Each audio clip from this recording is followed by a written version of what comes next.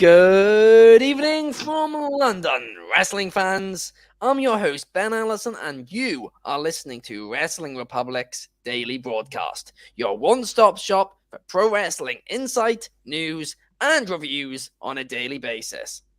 Last night's episode of Raw was based on building the Cody Rhodes and Brock Lesnar match for Night of Champions, and oh boy, it did a hell of a job at it.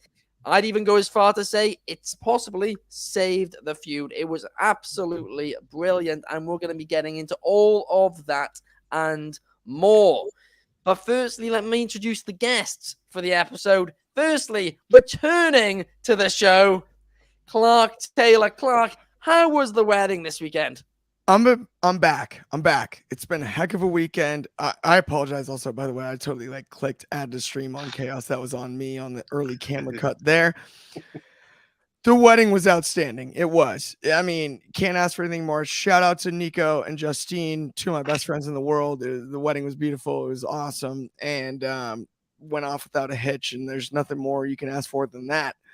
So yeah, I'm just stoked to get back into it. I'm stoked to be back. I'm happy to be here. It's Tuesday, May 23rd, and we got a double pay-per-view weekend in professional wrestling.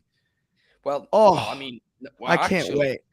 Actually, we have a quadruple pay-per-view weekend because we've got Impact 4 times and as well. 4 times.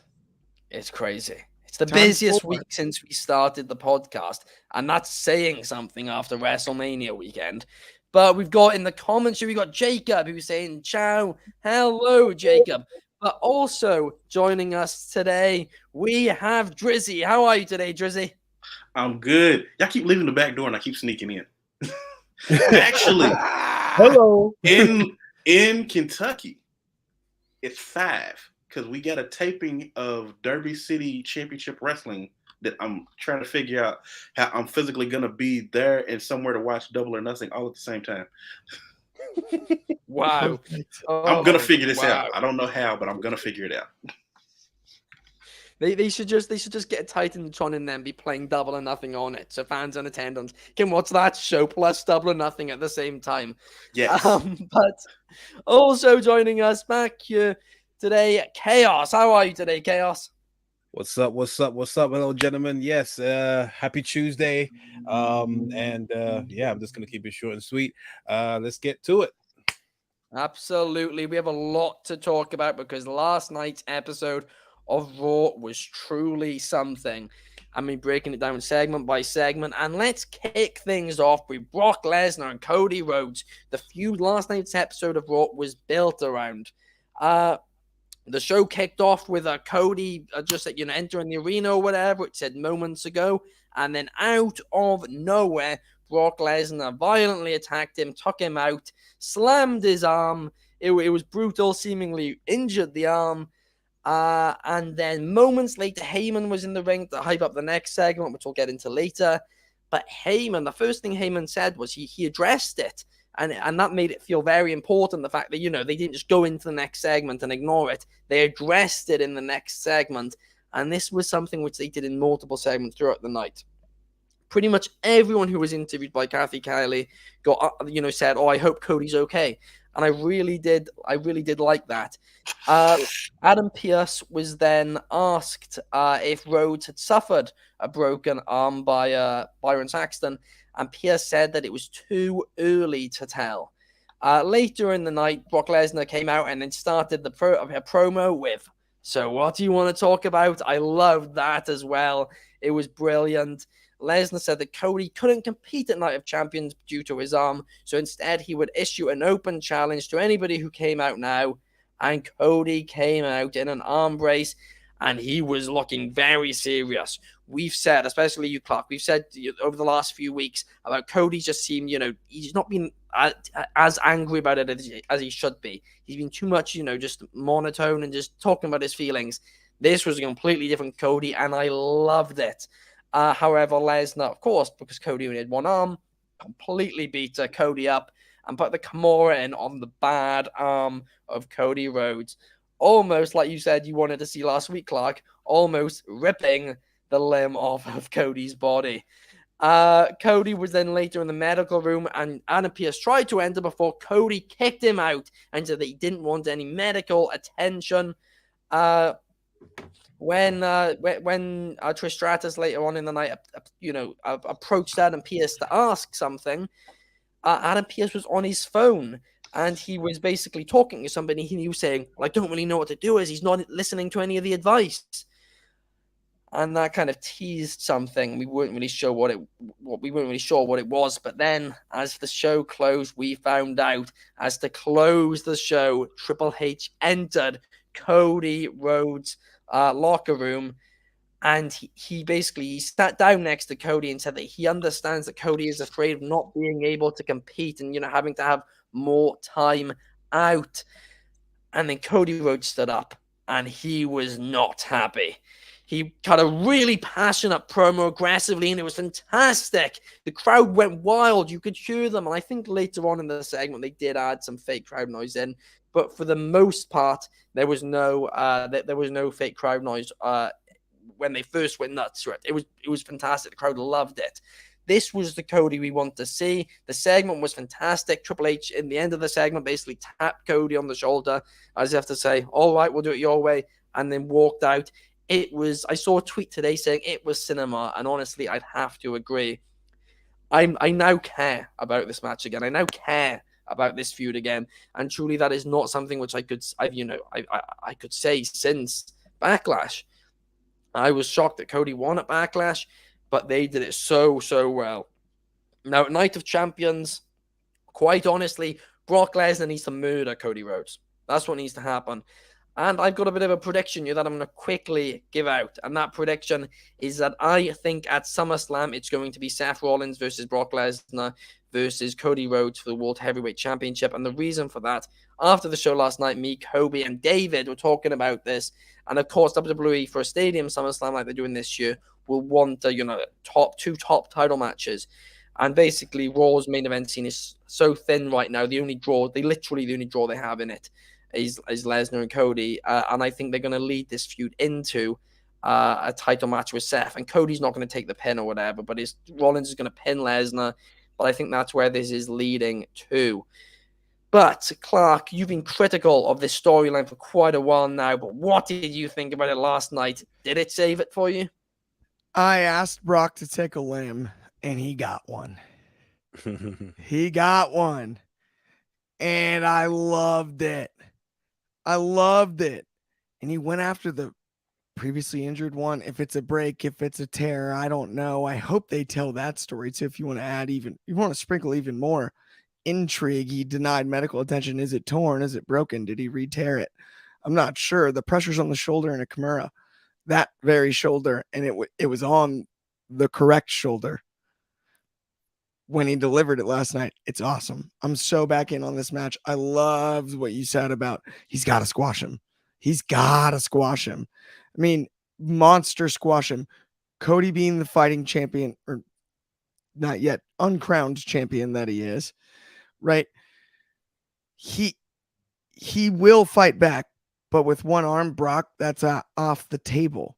In the storytelling in relation to what happened with Seth Rollins, it doesn't actually bury Seth Rollins, but we do all remember.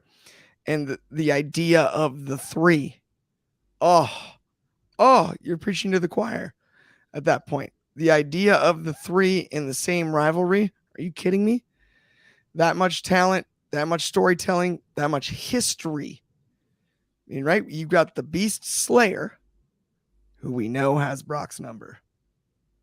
You've got Cody, who doesn't really have Brock's number, but he rolled him up. And then you've got the Beast.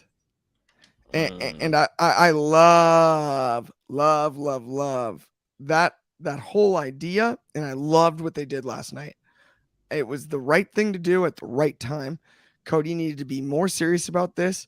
When you're that physically threatened, you can't just come and always ask what people want to talk about. While he did it last night, it finally landed.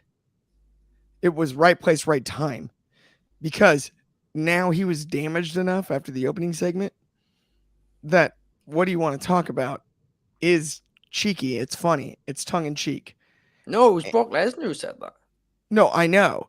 That's what I Oh, mean. yeah, It's sorry. perfect. And so now when Cody has the opportunity to deliver the line in the future, it's less corny to me.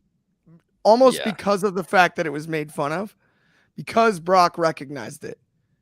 yeah. That was No, it's one true. of It's the true. smartest things Brock's delivered on air. It was Yeah, brilliant because it made it yeah. relevant again.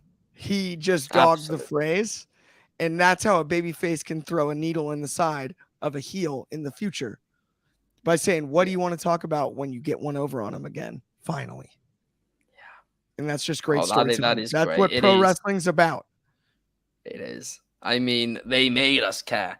And Kobe Galanzowski, shout out Kobe, is in the comments here, and he says Cody can't win this match, and that's his fear. I completely agree. But Drizzy, what did you think about this? The entire show with Brock and Cody, basically. I love the fact that they had a through line through the entire show. It went from the beginning all the way to the very end. Even when we got to the end and having Triple H come out, the interaction we've been waiting for a while now, because they've been teasing Cody doing the pedigree and things like that. It does make me care a whole lot more about the match. I was kind of into it anyway, just because I really thought that Brock was going to be getting beat 2 times back to back by Cody, but now it makes it a fight. Last week, Clark said that you cannot go into this match and have another match where you just roll him up and then move on about your business about what do you want to talk about. It has to be a fight, and it's gonna be a fight. It's not even. There's no wrestling moves whatsoever. There may be a German suplex here and there, but they're gonna be fighting in and around that ring. I love it. It's gonna be. I can't. It's not gonna be a bloodbath. It's WWE. They don't do blood anymore. But it is gonna be as close to a bloodbath as you possibly can be without blood. Yeah, it absolutely, hopefully will be, and it should be too. And I hope Lesnar ends up completely. Cody's there; he's giving it everything he can, but with only one arm, everyone's gonna feel sorry for him, and Cody's just gonna, get murdered. And I'm really looking forward to seeing it. But Chaos, what did you think about this? Yeah, I'm pretty much on board with everything everyone's been saying. I was just like Drizzy. I was interested in this match before this show happened, but it's been a long while that they've carried a story throughout the 3-hour episode of Raw. I mean, you get that usually with SmackDown when it comes to the bloodline, from beginning to end, but they concentrated on the story that and made people care for it again. Now, the obviously the prediction that you guys gave regarding the triple threat. At first, when you said that, I was just like, not really feeling that. But then, obviously, when you say about that past history, what Clark said with the Beast Slayer, and obviously there is still unfinished business between Seth and Cody as well. They had a little awkward stare down when a couple of weeks ago. So there is some unfinished business there. So that would be a good thing to culminate everything, provided that Cody, if he is in the Money in the Bank, or if he isn't in Money in the Bank, then they could go down that route. But yeah, no, it was solid. Cody is one of the he puts his all in any storyline that he's in. Yeah, I agree. It has to be a squash. Maybe obviously Cody make him get a couple punches in, but it's just going to be like throwing a grape at Brock Lesnar, and he just completely just F5s the absolute hell out of him numerous times, and then just take the win. That's my prediction as well. Yeah, absolutely. I really hope that is what they do. Honestly, here's one thing I was thinking about though as well. Also last night after the show, me and Kobe were having a discussion, and David as well. We were having a discussion about AEW and how at times they don't give you in the storylines enough time to breathe in between segments, because it's very segment. And what WWE did last night with this, where they carried the segment out throughout the show, with a story throughout the entire show, and other segments acknowledged that segment. They really, really, really built it well, and that is something that AEW really should take notes of heading into their go-home show, Dynamite, for, of course, Double or Nothing this Sunday on pay-per-view. But now let's move on to the next topic, and we're going to talk about Bronson Reed versus Ricochet. And at first, I was kind of like, well, why is this happening? But after, it was because they were the final two in the Battle Royale last week before Mustafa Ali won. And once they explained that, which they did a good job of, I was like, okay, I'm completely fine with it. When Ricochet came out, my first question was, why isn't Braun here? Which I'm still kind of unsure of.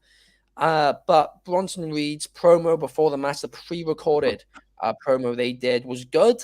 Not quite as aggressive as I'd personally like to see from Bronson Reed. I'm going to be honest, his promo alone didn't really fully establish him as a heel to the casual viewers. But the match itself, I really liked. It was a really fun match. In fact, so much so I would have been okay with it to go an extra 5 minutes. It really did actually make a Bronson Reed feel really important and look really good, and not make Ricochet look weak either. It was one of those matches where neither guy looked weak, but Bronson Reed looked strong coming out of it, which is perfect. I'm hoping like Strowman returns next week or something when Reed, I don't know, tries to perhaps attack Ricochet or something.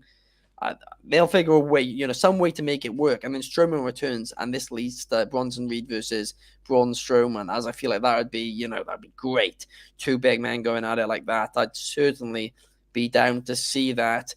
And if they do that, then this storyline does make a lot more sense as well. But Drizzy, what did you think about this match and segment as a whole? I enjoyed this match. In fact, I enjoyed the whole purpose of it because it's all building Bronson Reed. Bronson in ring, solid. You know what you're gonna get from him. You're gonna get good work. The promo, it's like they don't know exactly how to market him as a heel. They know they want him to be a heel, but they don't know how to market him as a heel. And honestly, I think they just need to let him do what he was doing on the Indies and just go out there and do destructive stuff. That whole match, he was destructive. He was a thorn in Ricochet's side for about that little flurry that Ricochet had. But Bronson, it was a good match. I mean, you couldn't ask for any more between the two. I do agree with you. I'm hoping that Braun comes back next week, and then we get Bronson and Ricochet, Bronson and Braun in a match, just to give that big monster match. It's all going to be to build up Bronson, make him a legitimate, credible threat for whoever wins the world heavyweight title down the line, because that would be a good one-off to have. He doesn't have to win it, but it definitely establishes him as a main event player.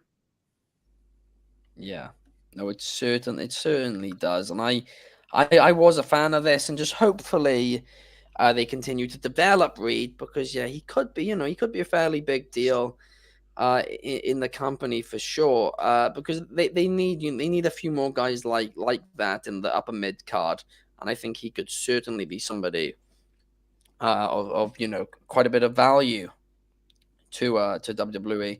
And Kobe Galanzowski in the comments is suggesting a Braun versus Bronson Reed Money in the Bank qualifier.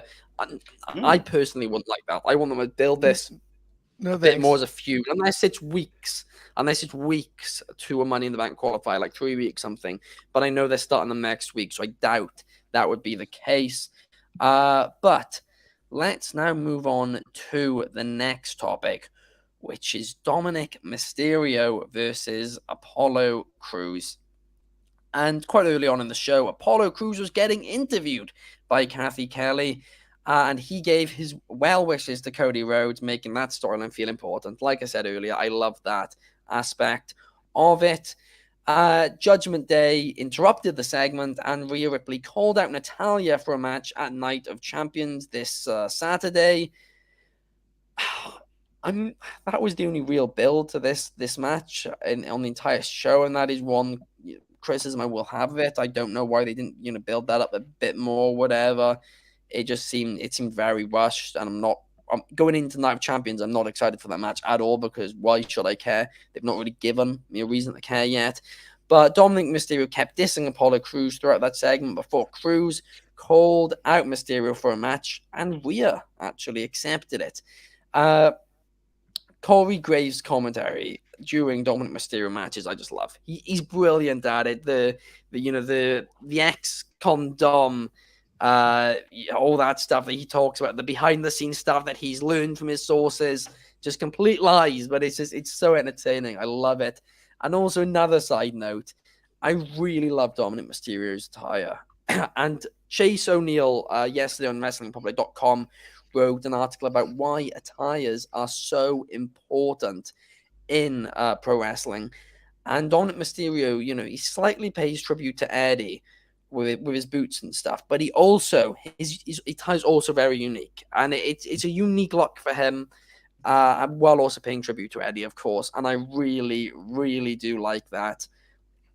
Apollo Crews lost the match, and while Rhea was involved, it wasn't clean. I still really wasn't a fan of this, in all honesty. Unlike the Nakamura match, which we'll talk about in a bit, Nakamura, he had momentum, but Apollo Crews just got called up, right? Most of the WWE audience don't watch NXT, so to them, Apollo Crews has no momentum.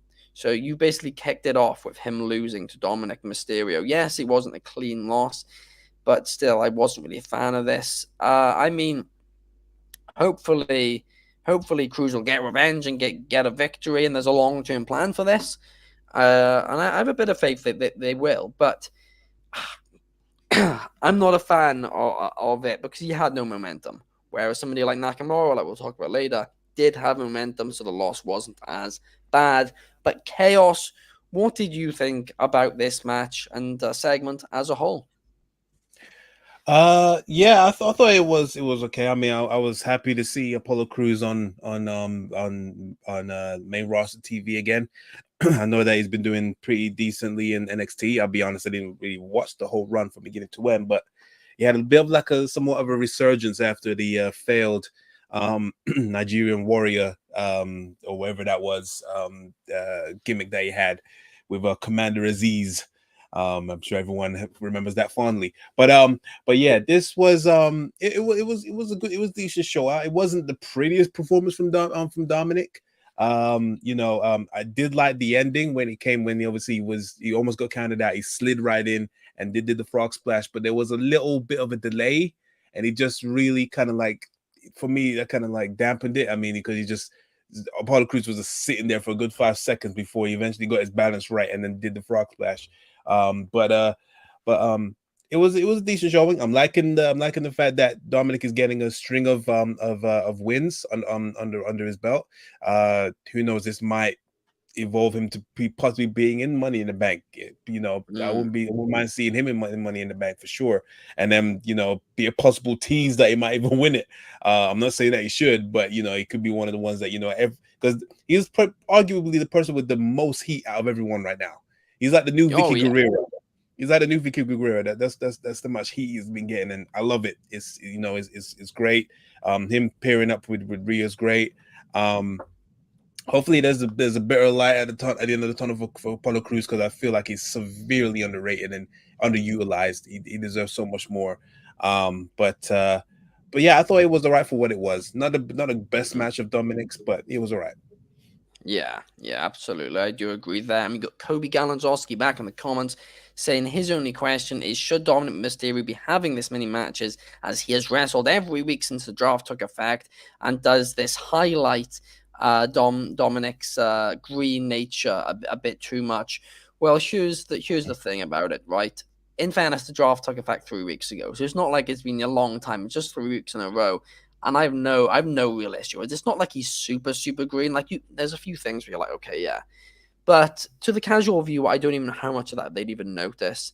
And I mean, he's young. He's the future of the company, and they're giving him a lot of airtime. He's very over. The gimmick's working very well.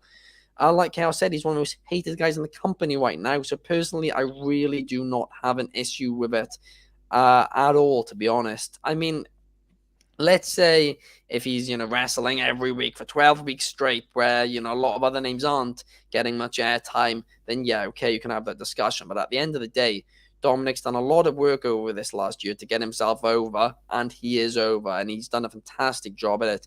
In fact, I'm going to be honest, I didn't see him getting anywhere near this over this quickly, so he's by far exceeded my expectations.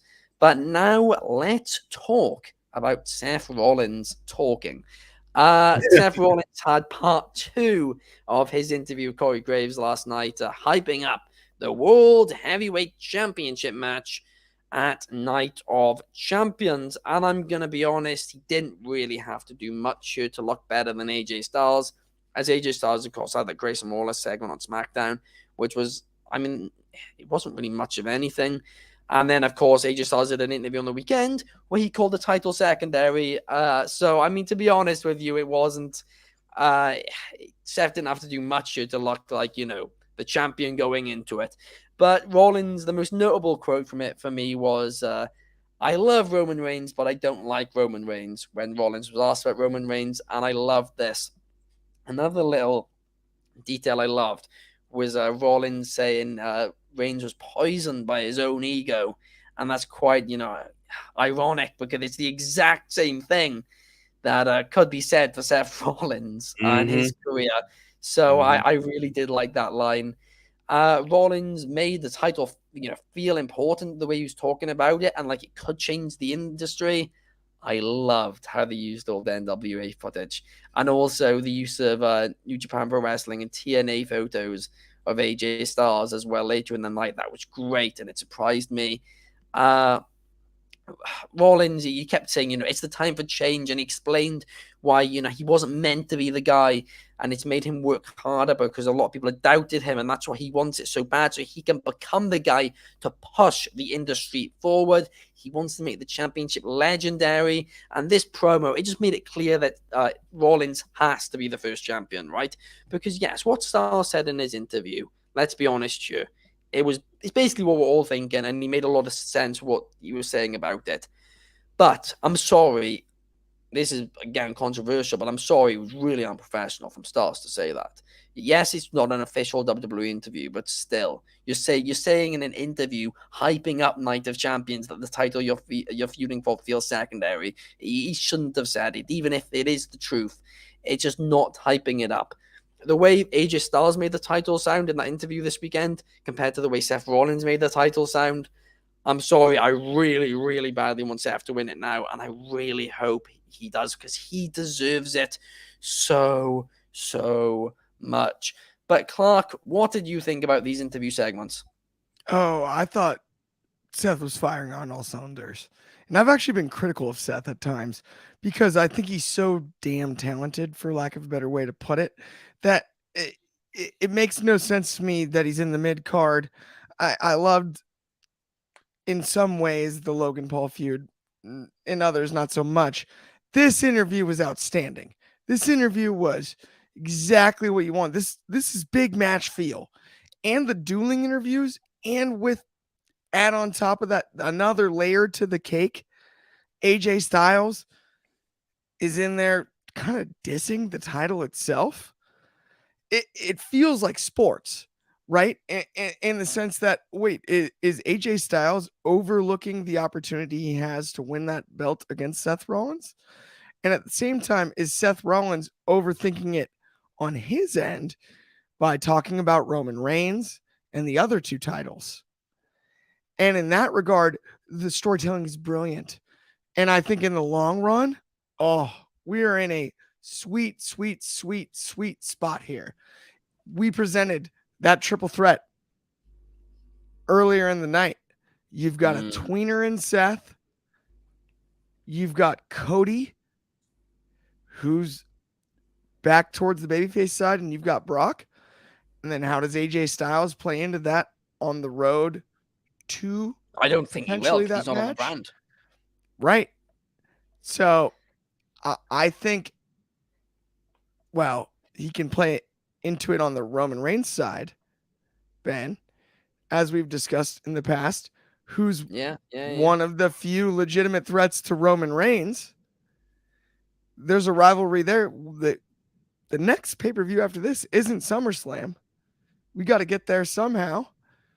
AJ Reigns is back on the table.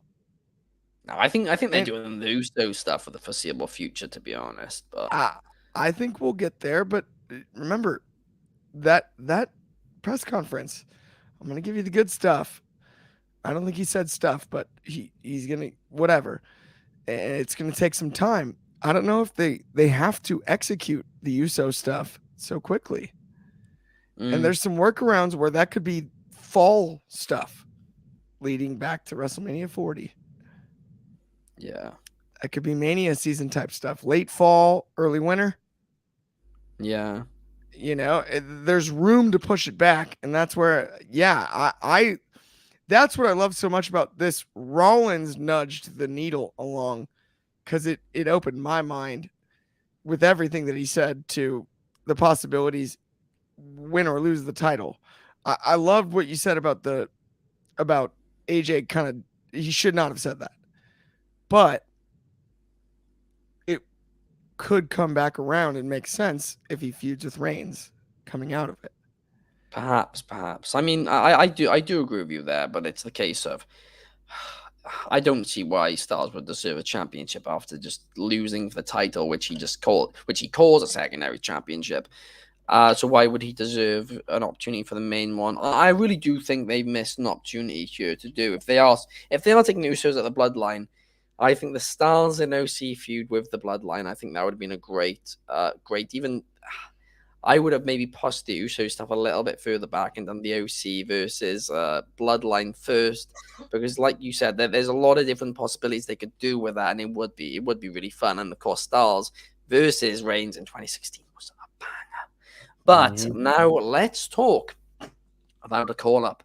Let's talk about Zoe Stark and the promo package before her match with Candice LeRae last night was fantastic. It made her look brutal, and that was what was needed. She just came across brilliantly. The theme song, I'm going to be completely honest, I just don't think it fits the character. But again, that's a little bit of a side note. The match went exactly the way it should have. Exactly the way which I suggested on the show yesterday. Actually, bang on the way I suggested yesterday. Where Zoe Stark looked strong, and so did Candice LeRae. But then Nikki Cross accidentally cost Candice the match when she was trying to hug her. And this should happen a few more times over the next few weeks or a few months before Nikki full on turns on Candice LeRae, taking advantage of LeRae's caring nature and basically manipulating her. It makes Nikki Cross's psycho character come across as a lot more as a heel. It'd be good. And also, I think it would get Candice LeRae over a bit more. In terms of storytelling, I like this. I know a lot of people are like, oh, Candice, I can't believe Candice is being treated like this.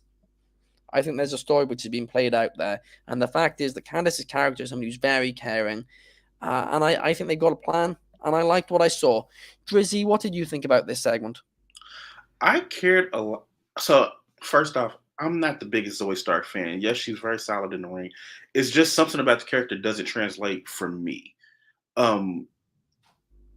I cared more about what was going on with Candice and Nikki because they've been building this one for a while, and I don't think it made Nikki the heel. I genuinely felt first like, oh, she loves Candice so much, she just wants to hug her and love her, and inadvertently it was the wrong time. I've been invested in the Nikki Candice thing because I really feel like it's getting ready to lead us into a really good story with the way or something, but. Zoe and Candice, it was a match. It was a good match. I'm hoping that this will lead into making Candice and Zoe more title contenders because we're going to start needing those more. Kind of the same issue that we have with the world title. But in fact, it can even add Nikki into it too because with the psycho character, you need a character that's unhinged. It gives a lot more, more of a wide range of characters within the women instead of just the pretty ones, the ones that like to fight. You have a literal psycho who is just out there doing stuff at this point in time. It's like I enjoy Nikki Cross as a wrestler and a storyteller. Candice LeRae's mother feel fits this so much, and I love it. I just want the Garganos to adopt her. I hate to break it to you, Drizzy, but Nikki Cross is going to break your heart. She's going to break Candice LeRae's heart, and she's going to break your heart too. And full-blown psycho heel. I'm calling it now. But no, I mean, honestly, I do agree with you. Nikki Cross is so underrated. She really, really is.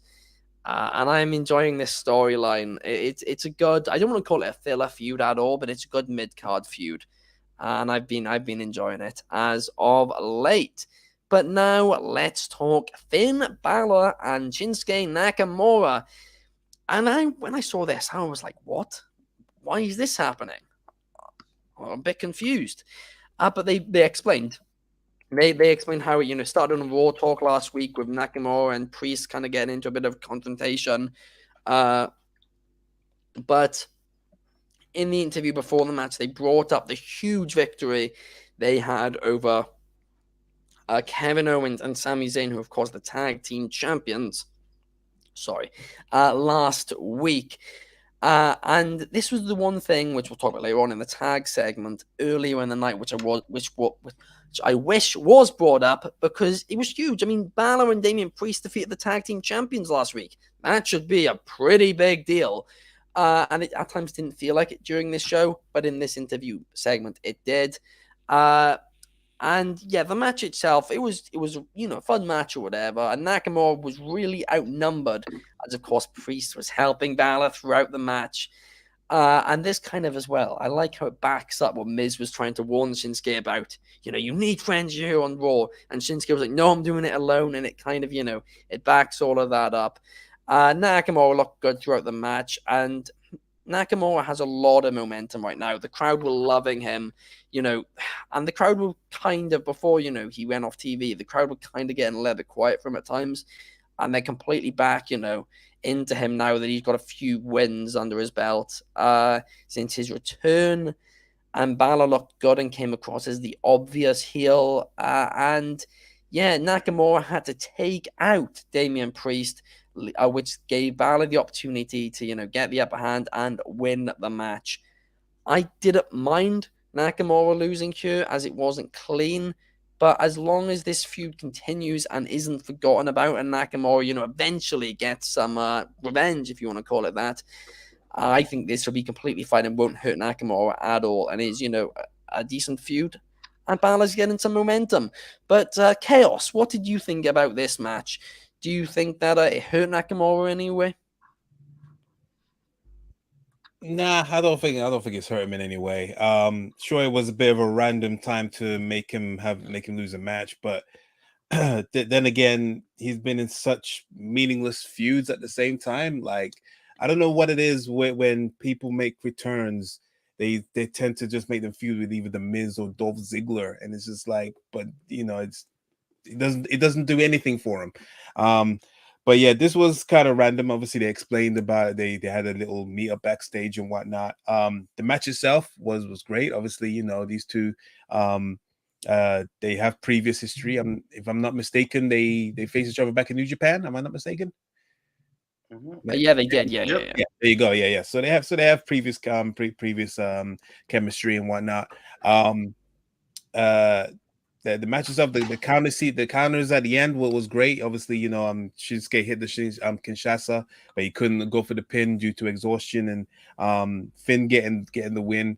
I guess in one hand it has the momentum for them to obviously I assume it's provided that Kevin and Sami retain at Night of Champions. We could definitely get Judgment Day versus Kevin and Sami at Money in the Bank. I would love to see that at my show, 110% for the tag team titles. And then let's take it from there because it should be a bigger deal that they beat the tag team champions last week. So I don't think if Triple H is truly under creative, I don't think they will forget that, and then they'll carry it on. But yeah, for what the match was, it was great. One of the highlights of the night. I'm like, I have no complaints. It was good. Right person won though, as I must say. Yeah, Balor's getting some real momentum going now as well. I mean, kind of said he's the one in the Judgment Day who it's kind of just not really helped. And ever since we've said that, I mean, last week you got the win over the tag team champions, and now you got to win over Nakamura. So I mean, maybe we'll have to take back that statement. Who knows? I'm really loving the Judgment Day. I am. I had my issues with it at the start, and in fact, I had my issues with it all the way up to the start of the ex-condom stuff.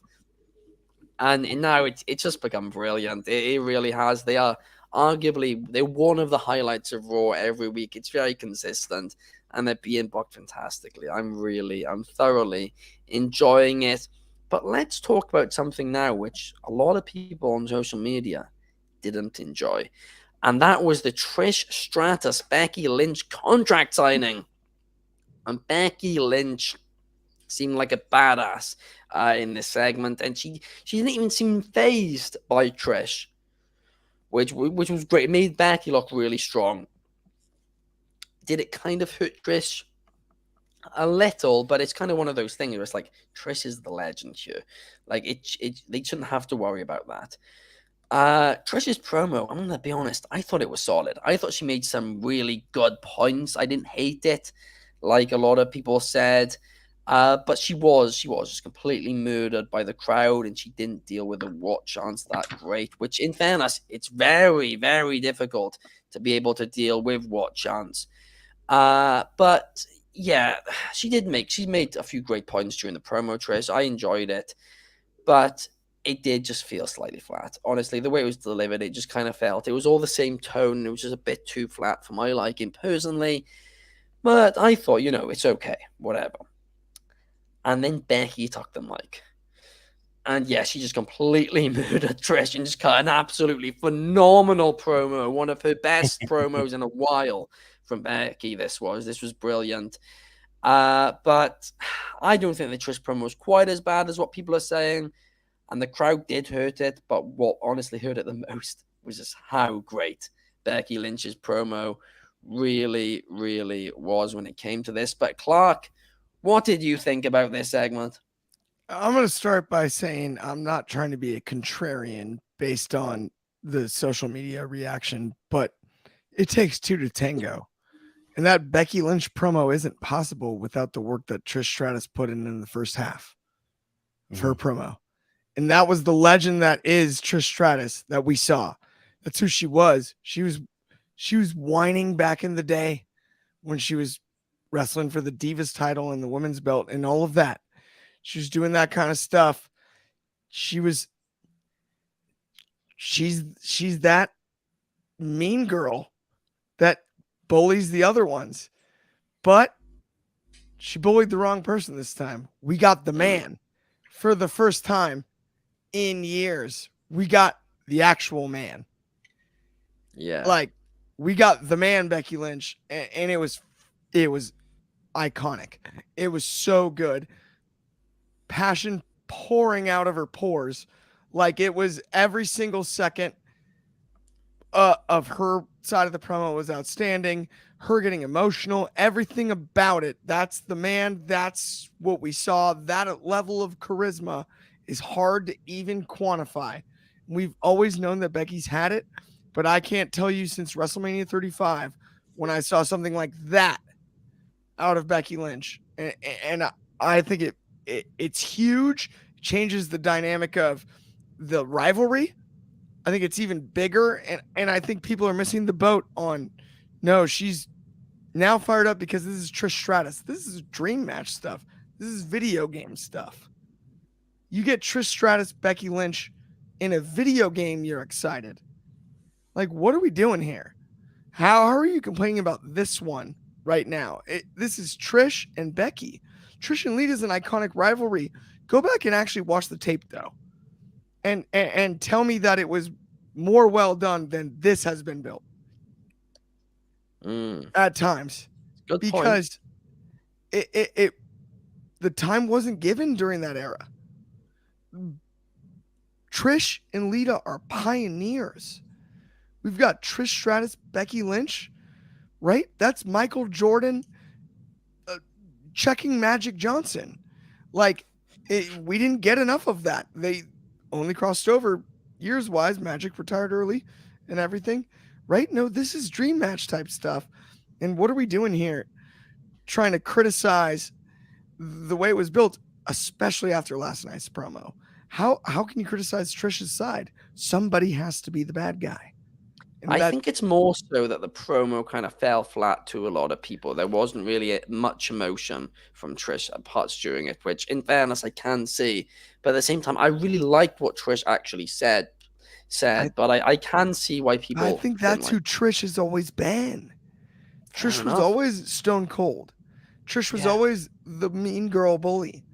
Like, she wasn't gonna go over the top, but when she was at her finest as a heel, she was always I'm so confident with the way she carries herself. You can't touch me. Mm. And that's what she gave last night. We got vintage Trish. And then we got Becky. We got vintage Becky for the first time in a century. Yeah. Like, it was awesome. It was iconic. I loved it. And we got Shard in the comments here as well. Hello, Shard. And he is saying Becky. He's basically saying that Becky just completely killed Trish on the mic. I love the other reference too. Yes. Yeah. But I mean, it's a weird one that the segment was, but I personally did enjoy it. I didn't think it was as bad as people said. And it was one of those situations. I really hate wall chants. I really do, because yes, I don't even know how many people would have even criticized the Trish promo if it wasn't just completely battered by the wall chants. I wish Austin never started that. That's my biggest wish in wrestling. Really, really is. But let's now talk about what was the main event match of the show and how this was built throughout the episode. So, as I said, after the opening where Brock just completely took out Cody, Heyman was in the ring, and he kicked it off with a great promo hyping up Sami Zayn and Kevin Owens taking on the Tribal Chief Roman Reigns and Solo Sikoa this weekend at Night of Champions in Saudi Arabia. And then Zayn and Owens came out and followed it up by explaining why the match against Solo Sikoa and Roman Reigns on Saturday is so important for them, before then bringing up the match against Imperium tonight. And this promo made both matches feel important, which is something which is quite difficult for, they were in a difficult position there. I thought they did it well. The only thing I wish they did mention was bring a bit more attention to was the fact they lost last week to Balor and Damian Priest, because I feel like that should be a bit of a bigger deal. But in fairness, like I said, they had to build up two matches in this promo as it was, so they were in a very hard, it would have been a hard promo to cut. But Imperium then came down to the ring before Riddle came out to join Zayn and Owens, and Imperium retreated. So I didn't like this when that happened. But then out of nowhere, they came back to the ring. And I was like, hang on a second, they've tricked them. This is great. And then Imperium just got completely just murdered. And I was like, damn. So I did not like that at all. It made Imperium look weak unnecessarily, I'd say. But I liked how the segment built the two matches. Then later on in the night, Mustafa Ali gave an interview with Byron Saxon. And he kind of dropped the positive Ali gimmick. And I was like, hang on, where's this going? This could be interesting. But I was like, I thought they've, been building this up for quite a while now. Why are they suddenly dropping it out of nowhere? Bit weird to me. And I don't really know why. But anyway, as Ali started cutting this promo, Brock Lesnar interrupted, walked past him, and just went, "Get a life." And it just killed Ali. Like, it absolutely murdered him. And after the show, Ali went to social media, not to WWE social media, to his own social media, and cut a bit of a promo. And it was a really good promo, which isn't a surprise. Ali's great at talking. But that's obviously not, I guess that's not even properly, even though it's kayfabe, that's not canon, I guess you could say. And it's not been acknowledged by WWE in any way. And I feel like Ali was actually just trying to, get some momentum back after being basically buried in this segment. And this entire Imperium stuff last night, it did not build towards Gunther versus Ali this weekend at all. It just didn't. And I didn't like that at all. It actually built more towards Gunther versus Riddle, which we'll touch upon in a second more. I don't know why it didn't build towards that, But yeah, I don't know. But yeah, the match itself, the 6-man between Owens, Zayn, and Riddle versus Imperium. It really made me want to see Riddle and Gunther go at it in the ring because that looked interesting. And Gunther versus Sami Zayn too. That would be a good one. Even Gunther versus Kevin Owens. This got me excited for a few future feuds. And Gunther really felt like the biggest star in this match, which was great. Of course, he is the Intercontinental Champion after all. It took all 3 men to take out Gunther. But Vinci and Kaiser really just felt like lackeys for Gunther. And they were defeated fairly easily, and Imperium took the loss. Honestly, I don't really know why this match happened. It didn't really build towards anything in the short term and gave Imperium an unnecessary loss while completely failing to build Gunther versus Ali in any way, which is the match they're meant to be building to this weekend.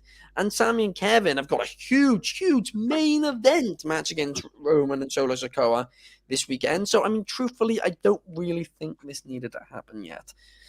But it was a really fun match. It was a fun match, and it made for a good few moments throughout the show. But looking at the big picture, I don't really think this match was necessary at all. But Chaos, I'll go to you first. What did you think about all of this? Now, obviously, when you say it was out of nowhere, I mean, they didn't build this up from last week. If anything, Kevin Owens is the one that actually asked for this match backstage. When he just randomly obviously showed up backstage, and then obviously Paul Heyman is the one that's hired Imperium to try and take them out, which is obviously leading up to their main match on Saturday. So obviously Kevin Owens and Sami, they do need momentum going into Night of Champions, because this is pretty much going to be their greatest challenge. So obviously it happened at the expense of Imperium, but it wasn't out of nowhere. I think the reason they gave Imperium the loss, and then when they should really be focusing with Gunther and Ali. I mean, let's be honest, no one's expecting Ali to even put up a fight or that much of a They could have built it to make it look like. I'm sorry, it's just not good enough of an excuse for them. And my phrase goes, "Buck it better." You should definitely put on the t-shirt. But I think even if they did build it correctly and whatnot, I mean, I don't think anyone really believed that he could win. Obviously, the reason they put him in there is because of obviously where the show was going to be located. But yeah, it's clearly they're just obviously just throwing a match to Gunther just to buy him time. And obviously what they did to Mustafa Ali earlier in the night with Brock Lesnar just shows how they just wanted, just going to give him a quick paycheck and then just move on. But yeah, for the match, for the match, what it was worth, I mean, it was cool. I mean, and you make it sound like Gunther took the pinfall. It wasn't. It was Giovanni. No, So it wasn't. But... So it's not too bad. So yeah, I don't think it's damaged Gunther. He is still gonna get the major push that he so rightfully deserves. I think within the next year he could be the top heel for the company, in my opinion. If they carry on with the trajectory that they have them going on. So yeah, the match was cool. It sends the fans home happy. That's what they always aim for the main event. And he would just give them added momentum for the potential shock, which are hopefully the shock that not only do Kevin and Owens and Sami Zayn win, but Roman Reigns takes the fall. So but yeah, that's what I think. I don't think it was that bad. It was fine for what it was. And just to clarify as well, I didn't mean out of nowhere as a match came out of nowhere. I meant in the big picture, like the future they're currently building. I don't know why they made this. I know they not just last week, they did it the week before as well with before Gunther arrived with Owens, Zayn, and Kaiser and what's it? Vinci. Completely lost my train of thought there. But Drizzy, what did you think about this segment? I actually agree with you. This whole thing, yes, it was built, but when the big match is Roman and Solo against Kevin and Sami, and this is the go home show for it, it kind of falls flat a bit. Yes, it was a great match, but for what? Why are we here? I forgot that Ali had the match with Gunther. That's how bad this was. It's like, oh, so we're gonna get Riddle. Like, no, Riddle's not in there. Riddle doesn't have a match. So why are we doing this? It's a legitimate question, but it's also kind of the issue when you have co-branded champions, because you got to have a main event on this show, but the big match is on the other show. Like, man, I can see them not wanting to do a talking segment or anything. Oh, let's save it up for SmackDown. Yeah. Hopefully. Yeah. It's KO show, isn't it? He's doing the KO show with Roy Reigns and Solo. Oh, nice. There we go. So we're going to get talking on this day. Well, Clark, what did you think about all this last night? I think, honestly, both Chaos and Drizzy covered this spot on. My only concern is we have two logical squash masters on this card for a PLE. Like, very logical squashes. We have Brock Cody, and we've got Ali Gunther. And if we have two squashes on a card of that size, are we going to run into trouble on actually? I mean, how long is that main event between Rollins and AJ going to go? They have quite a few matches booked. They do have. Is it an 8-match show? I don't know the card size, but we have two blatantly logical squashes. Gunther is gonna squash Ali and like a bug, and then is Cody Chaos, I think, said it best. Couple punches and then a lot of F5s. Yeah, that makes the most sense there. That's like 12 minutes of what's supposed to be probably a 4-hour show. And what are we doing from there? If that's probably 7 matches booked right now, what they're saying. Yeah, it's 7. Yeah. So I'm like, hey, we have 2 no-brainer squashes on the card.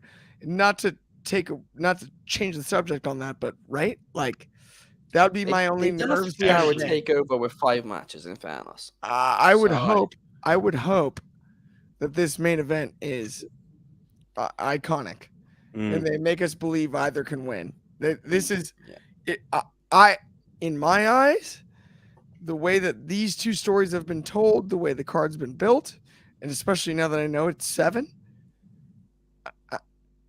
it's really on Seth and AJ to make this show. Yeah, 100%. It's on their shoulders. It has to be. It's the inaugural championship match. It has to be. Yeah, good, yeah. They have to deliver in the main event, because the 2 stories we've talked about all afternoon for me and night for you guys, is Seth, it's Cody, it's Brock, it's all of that. We've got the 2 squashes, and I keep harkening back to that, but it's just makes me nervous. It's a lot of pressure on Seth and AJ. Are there 2 better wrestlers to ask to take that on than Rollins and AJ? Probably not. I mean, you're splitting hairs at that point, right? Yeah.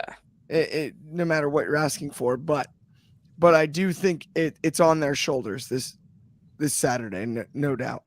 Yeah, and I mean, don't sleep as well. Don't sleep on the tag match. That's going to be certainly an interesting one as well, I think, between Sami Zayn, Kevin Owens, Roman Reigns, Solo Sikoa. And I believe that's what's actually main event in the show.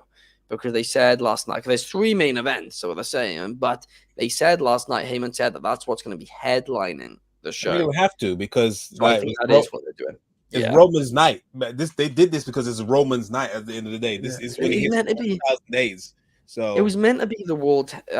I completely agree if it was for the Universal, but it's for the tag team, and this was meant to be, the first world championship. It's kind of making it feel secondary already. But again, it's Roman Reigns at the end of the day. He is the biggest draw in the company right now, so I also understand it. I do. And as long as they deliver a great show, which I think they will, I think it's a really good card. I'm not too concerned with the matches and the timing, because it's a 3-hour show, 7 matches. That's too much, in my opinion. So with 2 of them being squash matches, that'll probably make it perfect. But it should be a good show. But talking about good shows, it's been an honor to have all of you guys watching today, and also Clark, Chaos, and Drizzy for joining me here. It has been a blast. We'll be back here tomorrow. the same time to preview AEW Dynamite. Thank you for joining us, guys, and we'll see you tomorrow. I hope you have a great night. Day.